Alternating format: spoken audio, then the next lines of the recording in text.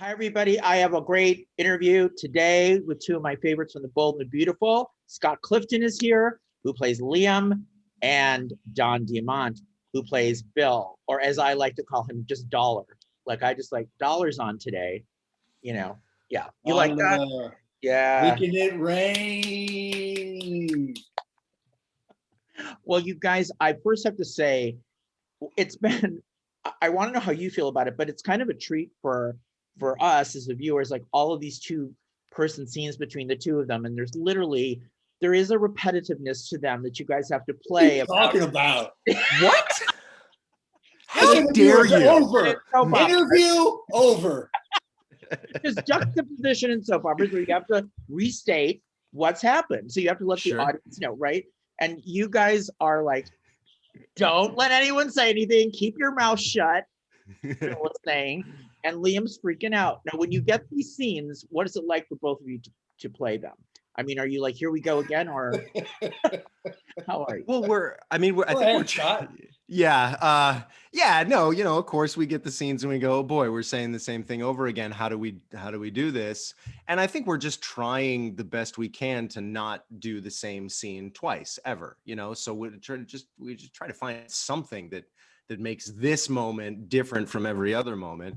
And sometimes, we succeed and sometimes we don't, but that's the idea is, if I'm having a panic attack this time, then the next time I want to be more resolved, or if Bill is screaming at me, this time, then the next time we have the same scene, he's going to want to appeal to me like a father to a son. So we're just trying to switch it up as much as we can.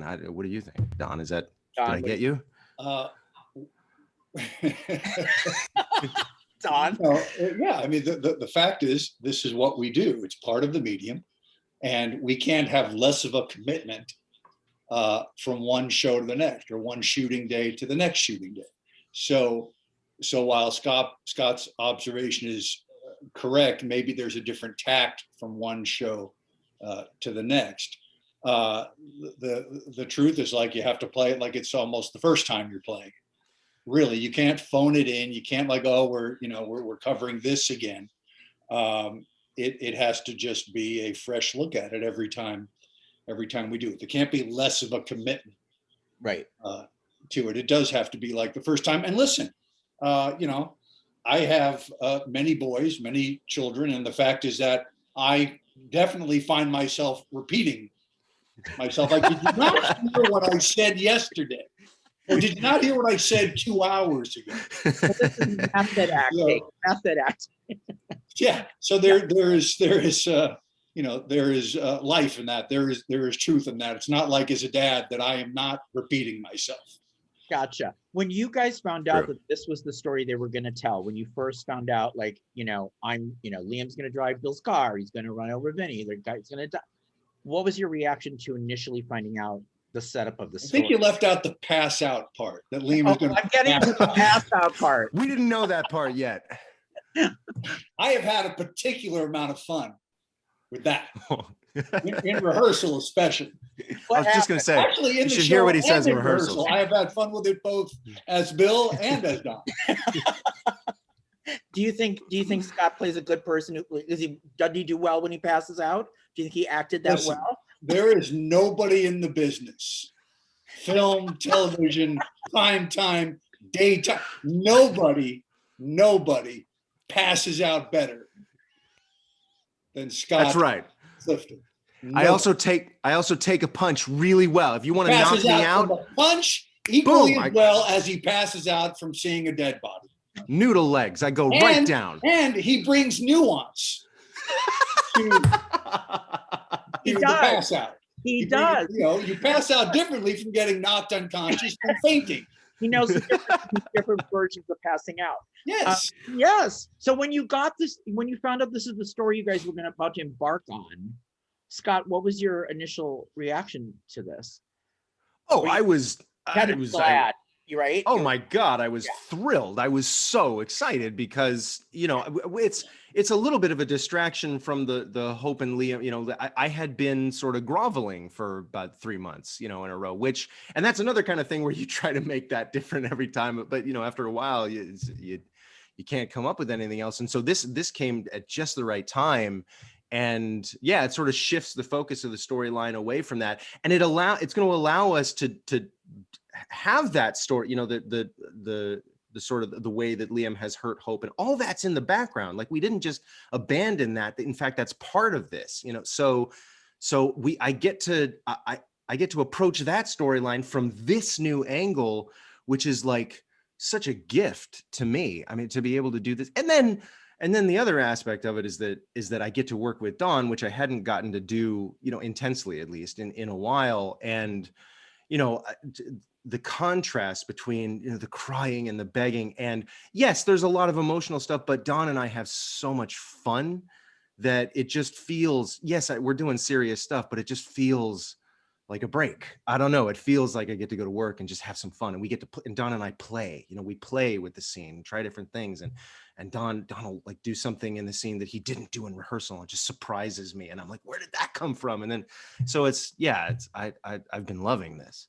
Yeah, and Don, you justify Bill's actions, obviously, in that he's protecting his son. He's protecting his son. He's doing it all for the love of his son. Why he, you know, the guy passes out, you cover up the thing, and you want him to go around with the lie. What did you think about that? Like, it's in Bill's wheelhouse, obviously, to do that. Mm-hmm. Well, first, I want to echo Scott's joy in working with me. Do you see what I mean, Michael? Do you see? I can only imagine. What I first let me just piggyback on what Scott was saying, okay, because this is what I was as soon as you asked the question. Okay. I have said this many times, and I mean it to my core. It is my great privilege and joy to work with Scott and Darren, by the way, because they are both such fine actors, such great people. Thank God, have exceptional senses of humor, because not only is that pretty much important if you're going to work with me, but it is important because the interplay between us as father and sons is that ability to come up with stuff, and a lot, certainly a significant amount of what you'll see in the final edit, what you see on TV is things that we will come up with when we're rehearsing, and their ability to go with what I do or mine to go with what they come up with is some of the just a great joy, and that's not a given. Not every actor has that ability to just go with it on the fly. So that I just really want to stress that. So during scenes, our rehearsal, depending on how heavy the material is, our rehearsal will be never what is 100%. In fact, maybe 50% when we get to it. And I don't want to speak for Scott, but in particular, I don't necessarily want to get there until I get there, until it's time to until the light comes on. It's really time to go. I just find a certain spontaneity in that, and there might be something that I either don't have a sense of at all. Maybe that's totally unprofessional. I don't know. Maybe it's something, although I've been doing this a long time and I have found that to work well, but maybe it's something I haven't really come up with. Maybe I have an inkling that when we get there and we're really firing on all cylinders, it's going to go to a place I didn't necessarily anticipate, or a place that I have a sense of, but when we really get there, it's fresh. Instead of us being, at full blast, when we're rehearsing, and then bringing that same thing to when we are shooting. So it's just, again, just a really a privilege and a gift. I have worked with a lot of people doing this since the age of the dinosaur. So I've been blessed to work with just many wonderful people, and there is nobody over the years that is just ready to rock and roll more than Scott. And though Darren is not part of this, I give the same plaudits to Darren. So anyway, as I said, I just wanted to piggyback on that. And then what was your question about Dollar Bill? I'll Venmo you later, Don. Thank you. I'll Venmo you later. Well, just about when you found out what was going to happen in the story. You found out for the first time. This is. Oh, yeah. Well, that is totally in Dollar Bill's wheelhouse. And I can easily come to a place of truth in that because, as Bill has said, ad nauseum at this point, yes, it's entirely possible that no matter how Liam explains this away, as this was an accident, the guy all of a sudden appeared in the roadway, given the history, given the motive. And I actually added that into a scene. I added, come on, there are thousands of people falsely convicted rotting in prison cells. I didn't do it. And they didn't do it. And you find out 30 years later that, what the actual truth was, and they didn't commit the crime. So, Bill is far from naive. And I think he's justified in that moment, considering the fact that, oh man, they're not going to buy this. No matter what he says, they're not going to buy it. And he could get railroaded right into a prison sentence. So, especially coming from where Bill comes from, and the amount of fixing that he's done over the course of his life, yeah, that's right in his wheelhouse. And I think he's justified in having that concern for his son. Yeah. So Scott, so you want to say something, Scott? I do. I wanted. Okay, so what Don was talking about, when we do it in rehearsal, we're really not, 50% really. I want to give you a spoiler-free anecdote. This happened like just the other day, where there's a scene, and the scene is written a specific way. It's the tone of the scene, the dynamic between the two characters. It's Liam and Bill. And it was written a very specific way. You had an idea in your head about how it was going to go. And we did it, and we rehearsed it and everything. And then on tape, this guy, he completely, I can't spoil it, so I can't tell you what he did, but he took the tone and the dynamic of this scene, and the way he played this one moment in the scene changed everything about the scene. And it made it's in a rare moment, it made you feel really bad for Bill. And we did it, and we called cut, and I went, I can't, you just made me look like the asshole. And he's like, yeah, I sure did. It was, he pulled one over on me, but he'll do stuff like that all the time. We all try to do things like that. But when you said that, it made me think of that, because that just happened.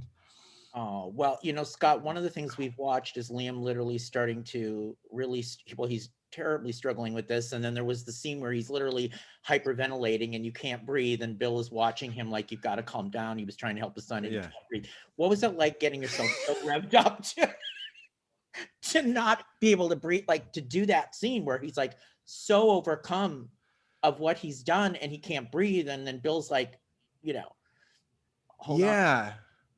I remember when I was a kid and I was on General Hospital, I remember there was an actor there called Rick Hurst, and he had a scene, he had a really dramatic scene on set, and then he was talking with some of the other actors afterwards in the hallway, and I remember like walking up and overhearing them, and they were asking him, how did you get yourself to calm down after that scene? And I was like, that's what you're impressed by, was his ability to calm himself down after the scene. He was talking about all the breathing exercises he does to calm himself down. And I thought, I just want to be able to do what you did in the scene. Like, I don't care if I don't calm down for 3 days. Like, how did you do that? But that's not what they were thinking about. And I'm obviously at a different place in my life and as an actor, and that is a little more important to me now, is like my mental health in real life. But yeah, the scene, I'm still faking it, right? I mean, it's just a bunch of breathing exercises, and Dawn and I worked on that and figured out. At first, it was not clear to me when I arrived on set that day that no, this is a full-blown panic attack. That is what this is supposed to be. And I went, oh, I've never done that. I don't know how to do. I don't even know if I've ever had a panic attack in real life. So I just started trying to breathe heavy, and we got through it. I think it worked out okay. Don made a joke after the fact. He's like, I couldn't actually start to say my lines because you were breathing so loudly, and it took a minute, and he's right. It did. It took a minute to like get to the point in the scene where he should start, coaching me through it, because that's what it was. It's Bill coaching Liam through a panic attack, which I loved that. And I think we kind of discovered that in the middle of making it, because that was not clear to me on the page at all. A good slap in the face is really what was called for, but COVID protocol, I don't think allowed for me to touch him. Right. Yeah, that made it difficult too, because he couldn't step out of it. I mean, he jokes, but that was actually a big difficulty in the scene. He couldn't put his arms around me or put his hands on my shoulder. None of that. He couldn't touch me. So we were going, how on earth are we going to pull this off? And I think we did. But when you guys had to do the actual incident where Vinny gets run over, what was it like to do those scenes? So much laughing. Oh God. What happened? Because, it's COVID-19, the protocols, and you guys are doing the scene, and then, then the running out to the street. Oh God. What was Joe was such a good sport too. Oh man, Joe, he came in like a trooper, and he had to deal with all of our jokes and immaturity. He was supposed to he kind of tries to get something out. He goes to say something, and it's not audible. We don't know what he said. So, because once Bill has heard that once Bill realizes that this is the guy who screwed Liam over and therefore affected the family and Steffi and just everybody. As soon as Bill hears that, oh, well, good. I'm glad he's dead. And that's another example of that moment, which, it shows you after I say, no, this is Vinny, this is the guy. And you see it kind of wash over Bill. Oh, this is that guy, and that's when it becomes clear to him that he does not care whether this guy lives or dies. What he cares about is his prefers that he dies. Really? Right. Yeah. Well, right. Exactly. Black and white. Bill's just black and white. And that wasn't supposed to be a part of the scene. No, that wasn't a moment. And Don actually talked to the director and producer and said, this is the moment. If you want that moment, this is it, now or never. And then we made it that. It ended up being perfect because it completely set the stage for the rest of it. And if we hadn't had that moment there, it might not have tied everything together so well. Bill's motivation. Yeah, there's a moment also where Liam said, "Don't you care about that this guy is dead?" And and it wasn't written that way. And I thought it was important. Again, I kind of got to that when we were shooting, just about to shoot it. I think maybe in our final rehearsal it was a little more, real and not that we have a lot of time to rehearse, but we almost no time. But just in the quick line running of it, I said, "Oh, you know what? He doesn't care." And oftentimes it's about, everybody having to show, every character having to show a certain amount of humanity. Always, there's got to be some amount of virtue. And I really didn't want there to be any humanity. Or if there was any humanity for Bill, the humanity was, this guy screwed over my son, really tried to mess with my son's life. And for Bill, no, I don't feel nothing. I feel nothing. I feel good. Glad he's gone. Right. And then Scott, now you've been haunted by Vinny, like visions of Vinny. Like literally haunted. Yeah. Like literally haunted. And now we're doing the haunting of Liam. So how are those scenes to play with, like Joe being like the vision? Yeah, those were tough. They were a lot of fun, but it took some figuring out how to, set the stage with that and the tone. And Joe was going, I'm not sure how you want me to be doing this, and so it was a conversation with Joe as well. And a lot of people come in and do the ghost thing, and they're very like, it's sort of Ghosty? a cliche, I think the word is ghosty. They're too ghosty. Yeah. Ghosty. Well, yeah. The sort of breathy, calm, very still, ghosty. And and Joe was going, is that how I should do this? And at one point I sort of on the side said to him, hey, what do you think about just getting angry? And like actually angry, like angrier and angrier and angrier. And he went, I like that, and that's what we ended up doing. And there was something about that made the scene crescendo kind of in a way that I don't know if it would have otherwise. And the way he executed it was better than I thought he would. No, not because of him, but just better than I imagined it would work in the scene. And yeah, and you have this dead guy screaming at you. I mean, emotionally screaming at you. You killed me. You left me there. And so. And that gave me a reason to do to be scared of him, because otherwise it's eerie. Well, that was also a really good note, Scott, because he wasn't a ghost. There are some shows where there's a ghost. Right. It's an actual ghost. Yeah, you're right. But this was in your mind. Yes, exactly. So that he was yelling at you. Well, that's your own manifestation. So that was a really good note, and it did play definitely much more effective than the ghosty the ghost of the past. Ghosty shows. Yes. Yeah. Don, how far do you think Bill would go if Liam is literally having a complete mental breakdown over this? At what point would he like maybe help do something to, because he's so guilt-ridden over what's happened? At what point would Bill make a decision like, all right, we got to go to the police? Like, well, I don't think we have to go to the police. No, never. That decision wouldn't be wouldn't be made unless he's in a straitjacket and we don't know. Like, I'm worried he's going to be in a straitjacket. Well, I think he does think that given enough time, if he can just keep Liam just enough on balance, and then he realizes that he can have hope and have his children, and that needs to be the priority. That just given enough time passing, that he can get him there.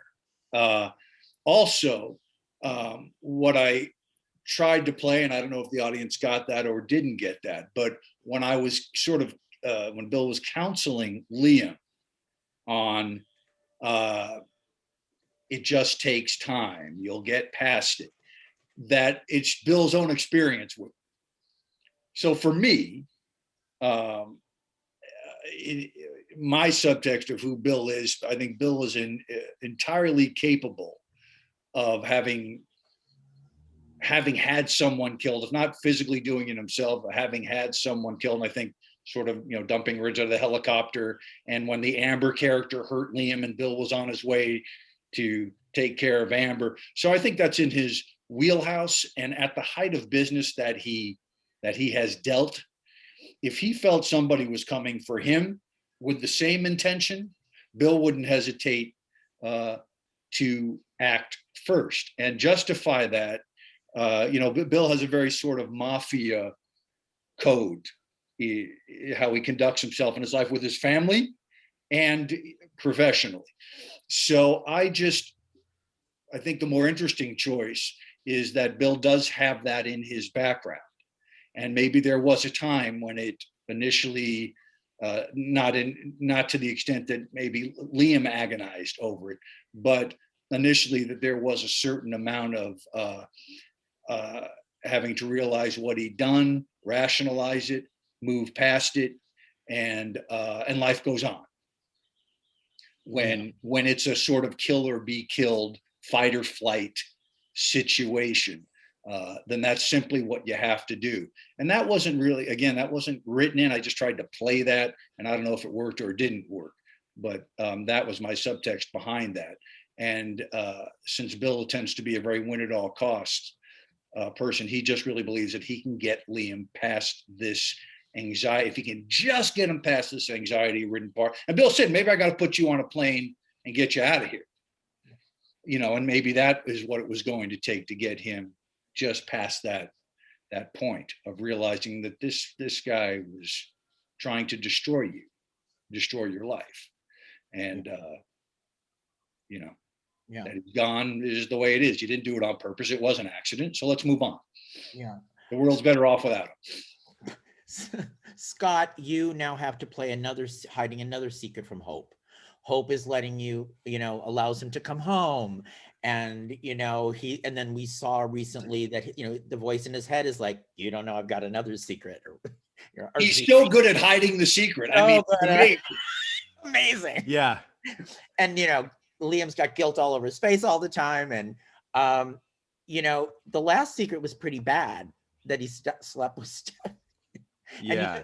And your character took a lot of heat for that too. Yeah.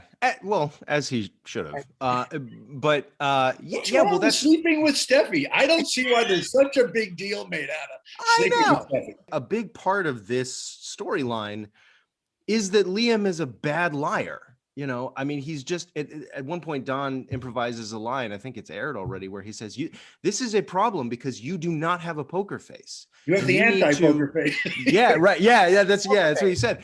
And so that is kind of making this story work. It's part of, I mean, we've established it, not just with my behavior, but it's in the dialogue. It's right there that we know that Liam is not good at this. And so now, and Bill is kind of going, okay, so Bill has this variable, this piece of information, and he's trying to figure out how to protect Liam and his whole family, knowing that. So early on, there's a scene where Bill says, you do not answer Hope's phone calls, just because you can't talk to her without sounding like you're going to quiver and cry on the ground. So just don't answer the phone. And then there's another point where Bill hands the phone to Liam and says, you need to answer this call. And Liam goes, but Dad, I thought you said I'm not supposed to. And Bill goes, I forget what I said. Now it's the point where you need to be talking to her or she will be suspicious. And so this is a chess game where Bill's concerned, and he knows he's got a wild card here, and he's doing his absolute best to manage it. But Liam at this point is virtually unmanageable, and that's part of the challenge for Bill. So now taking that over to Hope, we were Annika and I were joking about how, like, these months and months of me begging and pleading and asking for forgiveness, and her saying, I can't do it, I'm sorry. And then the minute she starts to turn around, Liam starts acting shady again. And it's just like, oh my God, it never ends. But that's part of it, right? So as the audience, you're going, okay, is Hope gonna figure this out? Because how long can Liam hold on to a secret from Hope? I mean, okay, maybe he can keep a secret from the police, from other people, but from Hope, and Bill knows that as well. So yeah, that's a huge chunk of this. That's a huge chunk of it. Now Thomas is vowing to figure this out. Like, he wants to know what happened to Vinny, so he's saying. So are they concerned about Thomas? Not yet. Yeah, no, I have some scenes with Matthew where Thomas is talking about the death of his friend Vinny, and I'm just reacting in a way that is unable to sort of cover my guilt. But I don't at this point, there's no indication that Thomas is like gonna be the detective to figure it out. I don't think we're seeing that yet, if at all.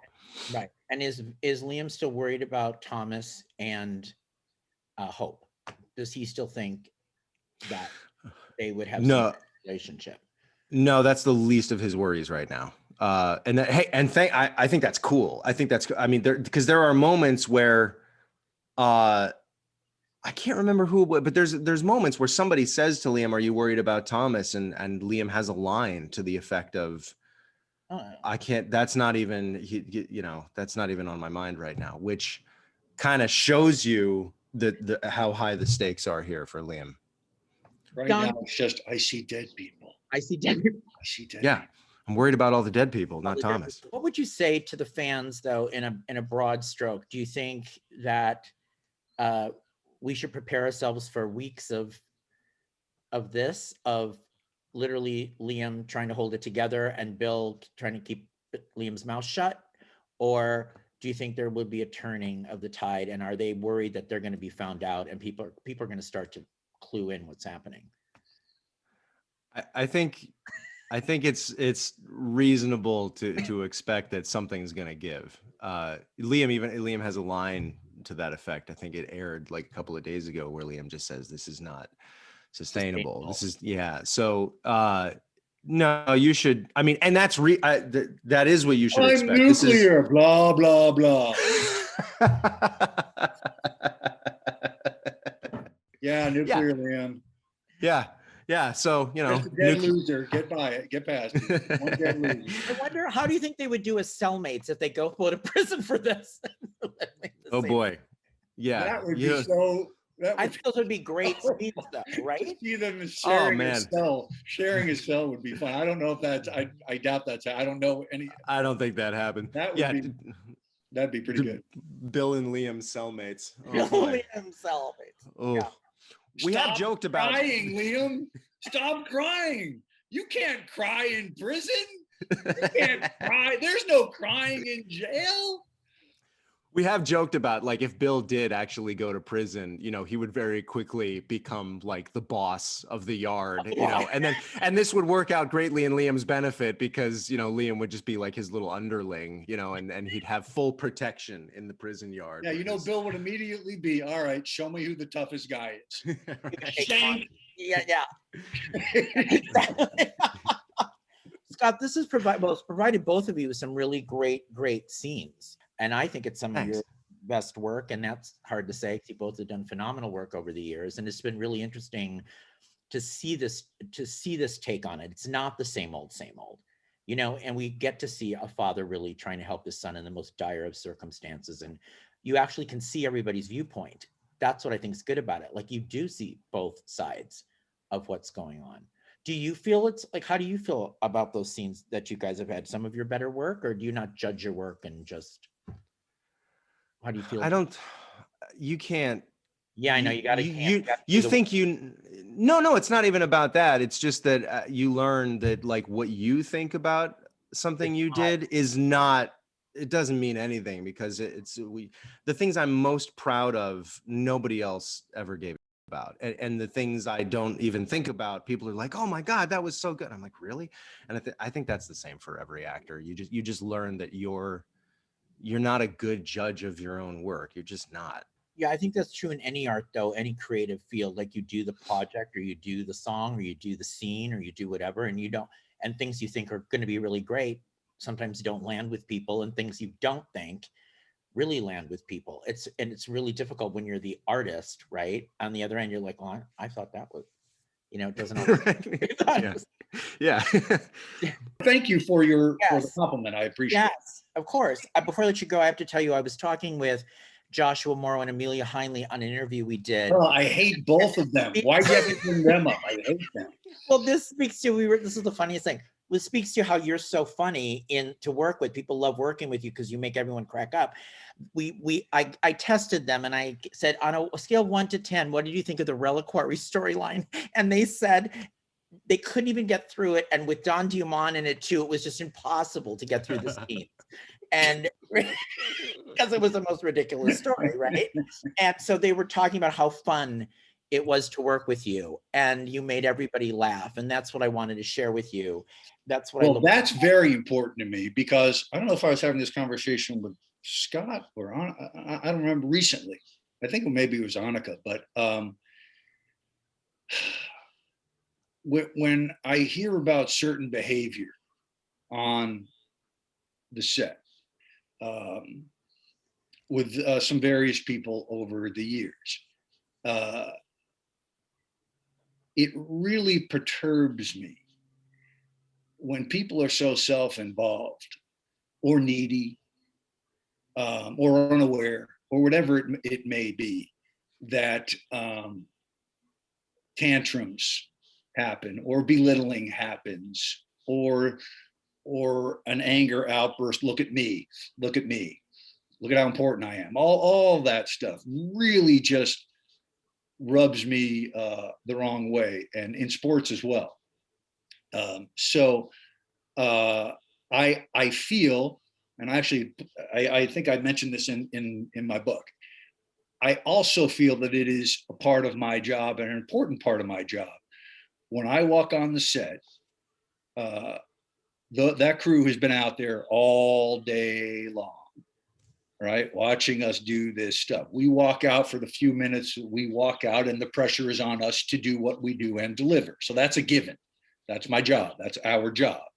But for me, the other part of my job is to engage with the crew and make the crew laugh, and remember that this is what it is. We're not curing cancer. This is not brain surgery. So I really like to have fun, engage, make everybody laugh, create some lightness in the day. And just remember what a privilege this is that we all do this. So I do, honest to God, always have thought that is just a part of my job as as a lead on the show, or an actor on the show, to create that environment, to lighten it up, to create that environment. And then when it's time to, as we have already discussed, then when the light goes on, it's time to rock and roll. I don't think anybody will say that I'm never ready to rock and roll. But before that, let's just let's lighten things up for these people that are standing on their feet, from morning till night. Yeah. Don was joking around on set. I think it was the very last time that we worked. Don was like, he made a joke on set, and Ed, our producer, was like, "Come on, let's go." And no, Ed goes, "You can't. You're making too much light of this," or something like that. And Don goes, 30-something years, Ed. You really think this is how I'm gonna do it on tape? And Ed, our producer, goes, "All right. Yeah. You're right. Like, oh, listen, when you do that," I'm like, 30, I think I said 36 years. And Ed and I have been working together the majority of many, yeah. Do you think I need that? After we shoot it, if you didn't like it, then come out and let's Well, Scott, I just want to say to you, I'm so glad we're not watching Liam right now ping pong between Steffi and Hope. And there's another problem going on, because I'm like, hallelujah. You must have been like, amen. Yeah. Hey, Michael, can I just say, when you would ask that of Scott earlier about, to not be doing the male female, that dynamic, and that pleading to come back, or just always those romantic interactions, positively or negative. Yeah, it is great. I personally love it when I'm working with Scott or Darren or Torsten, or whoever it may be, and we're doing that stuff like this. This kind of story. I think it's just really fun to get out and do this. Yeah, Scott. Also, at the end of the day, it's a show about love, right? I mean, the whole show, we're telling stories about love. It's a show about love. That's what it is. And there's more than one kind of love. And when it's Bill and Liam, that's a love story too. Make no mistake. It just manifests in different ways. And so, we're still doing the same thing. Right. Well, guys, thank you so much for taking the time today, and kudos to your work on the storyline thus far. I've been really enjoying it. Thank you. And I've been hanging on to see what happens each time you guys have a scene, and what happens, and really, really great work. And I really love the father and son bond that they have. It's kind of dysfunctional, but which father and son many are. So I thought it's really well portrayed. So thank you. And we'll see what happens. Thank you, Michael. Liam and Bill on The Bold and the Beautiful in upcoming episodes. Don't miss it on CBS. Thanks, guys. Michael. Have a great day. Thank you so much, Michael. Bye, Don. Take care. Well.